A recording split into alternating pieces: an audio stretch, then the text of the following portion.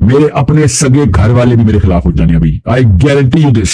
And that will be the day when I will actually cry real tears because I really want my kids to be in heaven with me, my wife to be in heaven with me. Not a happy place where I am right now. اور نبی صلی اللہ علیہ وسلم کی خاموشی کیوں تھی؟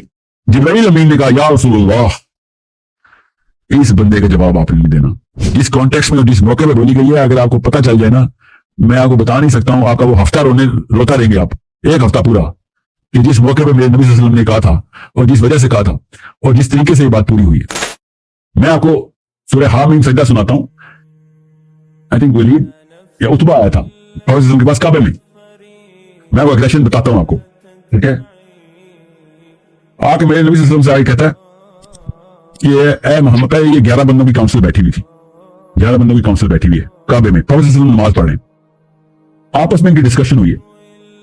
ان میں سے اس ولید نے یا اتبا کی مکسنگ دیز نیم لوگ، یہ اٹھ کے آیا، یہ سردار تھا، یہ چیف اسپوکس مین، اوکے، کہتا ہے میں جا کے بات کرتا ہوں محمد سے. آ کے بیٹھا ہے پروفیسر وسلم کے سامنے، بالکل آگے بیٹھ گیا اور بڑے پیار سے اچھے لہجے میں بات شروع کی اس نے، اوکے، بڑوں کی طرح تھا تو بزرگی.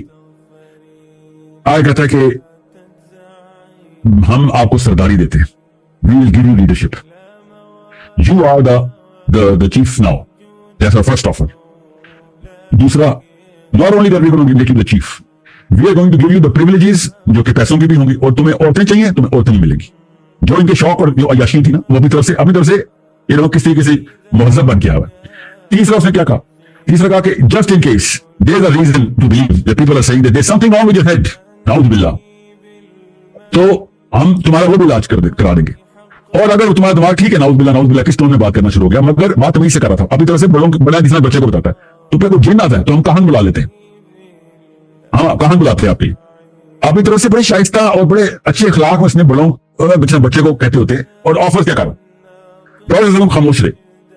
اور نبی صلی اللہ علیہ وسلم کی خاموشی کیوں تھی؟ جبرائیل امین نے کہا یا رسول اللہ، اس بندے کا جواب آپ نے نہیں دینا، کیونکہ اس بات پہ غصہ میرے رب کو آ گیا. اب اس کی جواب میرا رب خود دے گا. اور یہ ہے شان نزول سورہ حامیم سجدہ کا. اور اب آپ پڑھیں ذرا سورہ حامیم سجدہ، جو کہ جو میں بتاؤں گا ان کو کس دن. یہ تو میرے ریڈار میں نہیں آ رہے کیونکہ they're not important, they're nobodies. Jamaat Islami سے nobody. ابھی میں جب سے منور حسن گئے تب سے مجھے پتا تھا جماعت ختم ہو چکی ہے، اور اب لوگوں کو بھی پتا ہے، فکر نہیں کرے. اللہ نے کس طریقے سے اس بندے کو جواب دیا، کیسے اللہ کے نبی صلی اللہ علیہ وسلم پہ سورہ حامیم سجدہ نازل ہوئی اور نبی صلی اللہ علیہ وسلم نے سورہ حامیم سجدہ پڑھنی شروع کر دی. جب آپ یہ واقعہ سیرہ میں پڑھتے ہیں نا، اور وہ بھی اللہ کی طرف سے تفہیم القرآن میں یہ واقعہ، جماعت اسلامی کے بانی کی کتاب میں یہ واقعہ جس طریقے سے درج ہے وہ پڑھتے ہیں، تو عام چھوٹا ایمان کا بندہ بھی بغیر روئے اس 3-4 صفحوں کے پیراگراف سے گزر نہیں سکتا. یہ پورا واقعہ تفصیل سے مولوی صاحب نے جو میں نے سنایا بہت چھوٹا کر کے سنایا، پوری تفصیل سے انہوں نے 11 بندوں کے نام بتائے، اس کے بعد وہ موٹیو بتایا، میتھڈالوجی بتائی اس بندے کی، پھر نبی صلی اللہ علیہ وسلم کے تاثرات بتائے، پھر جبرائیل امین کا واقعہ بتایا، پھر اللہ تعالیٰ کی وہ تمام تر جواب بتائے کہ جو ان لوگوں کے لیے بنتے تھے.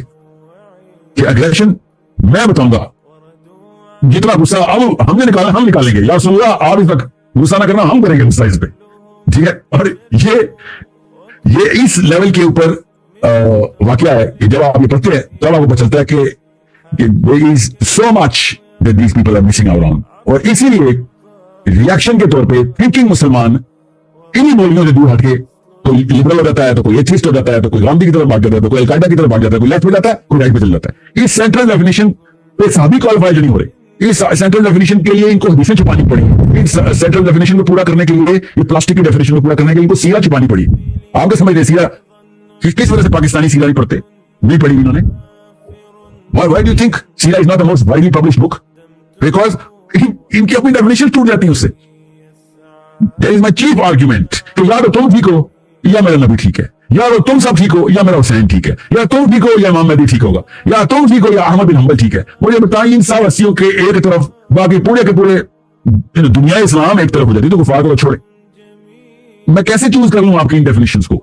What kind of rationale is کہ ہم یا تو علماء کو چوز کریں گے یا پھر حسین کو. آپ لوگ علماء کو چوز کر لیں، میں حسین چوز کر لیتا ہوں، بس اتنی سی بات ہے. کیونکہ کوئی ایک ایسا موقع شیطان جانے نہیں دیتا جہاں پر یہ آرگیومنٹ نہیں آتا. اسرائیل میاں علماء تو نہیں غلط ہو سکتے تو آپ بھی غلط ہو گئے، بھائی میں غلط ہوں گا اس مقابلے میں تو میں ہی غلط ہوں گا. اگر یہ کرائٹیریا تو وہ کرائٹیریا یہ ہے نہیں نا. کرائٹیریا یہ ہے کہ یا تو آپ کے علماء ٹھیک ہیں یا میرا حسین ٹھیک ہے. That's it.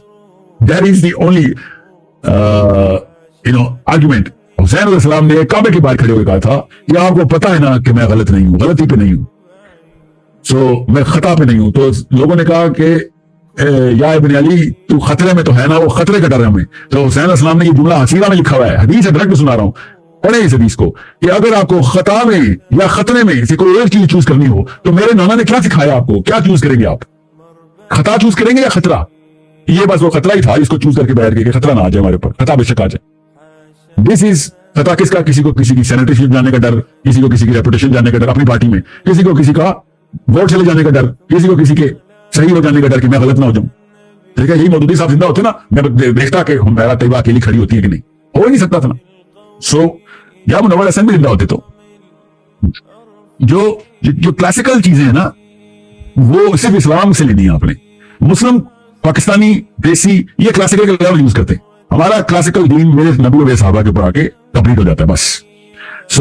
میں عبداللہ بن عباس کی حدیث تو سنا دوں, آرام سے کہانی پوری ہوتی ہے, مگر میں نہیں سنا رہا کیونکہ میں انہوں نے صحابی کو بھی نہیں بخشنا, اور انہوں نے کہنا ساحل الدین گالیاں دیتا ہے. اس کا گارنٹیڈ دماغی طور پر جیسے کہ ان کے پاس سائیکالوجی کی ڈگری ہے. میں ایک سائیکالوجسٹ ہوں, اگر نتو بیٹھے ہوئے ہیں اور سائیکالوجسٹ کو ایک نتو بتا رہا ہے سر آپ کی نفسیاتی مرض ہے, اس لائک ڈاکٹر کے پاس ایک پیشنٹ آیا ہوا ہے, بل بلا رہا ہے, اور ڈاکٹر کو دیکھ کے کہہ رہا ہے سر مجھے لگتا ہے آپ کے سینے میں درد ہے, اور ڈاکٹر کہہ رہا ہے یہ جو مشینیں میں نے بجلی کے پکڑے ہیں تیرے مرے ہوئے دل کو زندہ کرنے کی ہیں, مگر سر مجھے لگتا ہے آپ کے سینے میں درد ہے, آپ کو دل کا مرض ہے. یہ اس سے زیادہ آئرونک بات ہو رہی. کیوں؟ کیونکہ جب جہالت نہیں ہوتی تو سب سے جلدی کیا چیز آتی ہے؟ جب جہالت ہوتی ہے, علم نہیں ہوتا, جب جہالت ہوتی ہے تو سب سے پہلے شائبہ علم آتا ہے, آپ کو کانفیڈنس آتا ہے, وہ غطر ایسا کہلاتے ہیں. یہ غطر ایسا کیا مطلب ہے؟ This is the deeper level of arrogance, یہ کبر ہے. وہ کہاں سے آ رہا ہے؟ میرے ساتھ 80,000 بندہ کھڑا ہے, میں صحیح ہوں, بس یہ میرا کرائٹیریا ہے. میرے ساتھ جماعت اسلامی کھڑی تو میں صحیح ہوں, یہ کون سا کرائٹیریا ہے؟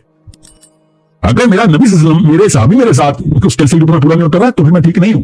اگر میں نے حسین کو اکیلا چھوڑ دیا ہے تو میں ٹھیک نہیں ہوں. میں نے حمیرہ کو بار بار بتایا, حمیرہ جو خاتون ہے میرے لیے نمبر 1 خاتون, نمبر 1 کی اکیلی خاتون ہے, وہ مقابلے میں بھی کوئی نہیں نا, جو میں کہوں 2 میں سے 1, یہ 25 کروڑ میں سے 1 ہی خاتون ہے, تو میرے لیے تو وہ ہے نا جو حسینی کام کر رہے, تو حسین اکیلے ہی ہوتے بس. جیسے کرائٹیریا سمپل ہے, جو اکیلا کھڑا اس وقت وہ ٹھیک ہے, جو جماعت میں ہے وہ ٹھیک نہیں ہے, سوری جماعت ادھر ہوتی ہے اگر ٹھیک ہوتی. So this is not the first time, not the last time. I understand today my whole IMS and my source code is buzzing with the fact کہ سر آپ نے جماعت اسلامی کے یا ہر بندے کے ساتھ دشمنی لے لی ہے, اور سر میں نے تو ابھی شروع بھی نہیں کیا. I swear to God I haven't even begun yet. میرے اپنے سگے گھر والے بھی میرے خلاف ہو جانے ابھی. I guarantee you this. You will see a day, اللہ نہ کرے, میرے اپنے بیوی بچے میرے خلاف ہو جانے, مگر اسٹینسل صرف میرے محمد کا رکھنا ہے. اگر میں محمد صلی اللہ علیہ وسلم کے اسٹینسل کے اوپر ہوں, I don't care who's standing with me or not. The less people I have, the happier I get. یہ میرے نبی اور میرے تمام انبیاء اور ان کے حواریوں کی سنت یہ رہی ہے. حق ہو ہی نہیں سکتا کہ حق میجورٹی میں اور شر قلت میں ہو, ہمیشہ شر میجورٹی میں رہے گا اور حق قلت میں رہے گا. And I know, don't ask me how I know, but I know, اللہ کرے میں غلط ہوں, مگر مجھے کل کو میرے اپنے گھر والوں نے بھی چھوڑ دینا. And that will be the day when I will actually cry real tears, because I really want my kids to be in heaven with me, my wife to be in heaven with me. میں حوضے کوثر پہ اپنے خاندان کے ساتھ present ہونا چاہتا ہوں, اپنے احباب کے ساتھ پریزنٹ ہونا چاہتا ہوں, پورے کلسٹر کے ساتھ پریزنٹ ہونا چاہتا ہوں, مگر مجھے لگ یہی رہا ہے کہ وہاں پہ اکیلا ہی پہنچوں گا میں. کچھ لوگوں کی قسمت میں شاید لکھا ہوتا ہے, یا کچھ لوگوں کو مسائل ایسے ملنے ہوتے ہیں. Not a happy place where I am right now. But that's the choice every Muslim will have to make. جس حالات میں ہم آ چکے ہیں, یہ والی چوائس ہمیں لینی پڑے گی, اور there is not a chance کہ میں اپنا نبی اور اپنا رب کسی بھی موقع کے اوپر کمپرومائز کروں میں. There is not a chance. یہ میں پھر بتا دوں, کیا پتا میں کل ہوں یا نہ ہوں. I'm pretty sure my lifespan is واللہ العالم shortest in the people that you know of. So make sure you understand. Do not count people. Only count your prophet, and only count the Sahabi who did whatever the Prophet did. ٹھیک ہے, اس کے علاوہ کوئی criteria نہیں ہمارا کہ ہم choose کر سکیں کہ صحیح کیا غلط کیا. دیر از نو وے. میں نے آپ کو اس لیے اتنی تفصیل سے آج بات کی ہے, حالانکہ کریٹیکل تھنکنگ کی کلاس ہے, کہ آپ تھاٹ کو بلڈ کرتے وقت ایسی سائیکالوجی کے تابع نہ ہو جائیں کہ جو میں نے کم از کم یہ جملہ کروڑ دفعہ بولا ہوگا کہ nothing makes the wrong look right, nothing makes it look more right until a lot of people will start to practice it. ज्यादातर लोग जब एक गलत काम को प्रैक्टिस करना शुरू कर देते हैं, नीचे सबको लगता है कि ये काम ही दुरुस्त है. So just because I'm the only man left does not make me wrong, and I don't care whether people think I'm wrong or right. मेरी साइकोलॉजी के अंदर अल्लाह ताला ने डाला ही नहीं कि मुझे फिक्र पड़े कि लोग क्या कह रहे हैं. मैं आपको सिर्फ इसलिए बता रहा हूं कि कल आपको ये वक्त आए तो इस बारे में परेशान ना हो जाना कि आप अकेले रह गए या रह गई हैं, बल्कि इस बारे में खुश हो जाना कि आप अकेले रह गए. ओके, ये 90% of the time you will be right and alone. बहुत रेयर ओकेजन होगी कि आप सही भी हो और आपके साथ लोग भी हो. बहुत रेयर ओकेजन होगी. ओके, सो बड़ा मुश्किल है क्रिटिकल थिंकिंग करना. आसान काम नहीं है. ऐसे नहीं हजारों की बैच शुरू होते हैं और सैकड़ों में रह जाते हैं. जो शौक से आए होते हैं वो भी. It's a disease. Okay, it feels like a disease. It's a curse. It feels like a curse. It's the most painful thing because it hurts. So make sure you write this down somewhere ताकि आपको भूल ना जाए कि अकेले रहना का मतलब ये नहीं होता कि मैं गलत हूं. आपको उस हदीस का मतलब पता चलेगा ना, हुसैन मिन्नी व अना मिनल हुसैन. ये हदीस जिस कॉन्टेक्स्ट में और जिस मौके पर बोली गई है, अगर आपको पता चल जाए ना, मैं आपको बता नहीं सकता हूं, आपका वो हफ्ता रोता रहेंगे आप, एक हफ्ता पूरा, कि जिस मौके पे मेरे नबी सल्लल्लाहु अलैहि वसल्लम ने कहा था और जिस वजह से कहा था और जिस तरीके से ये बात पूरी हुई है. So it is a pretty sad picture in this planet, but trust me, there is no sadness on the day of judgment for people who actually die trying, doing the right thing.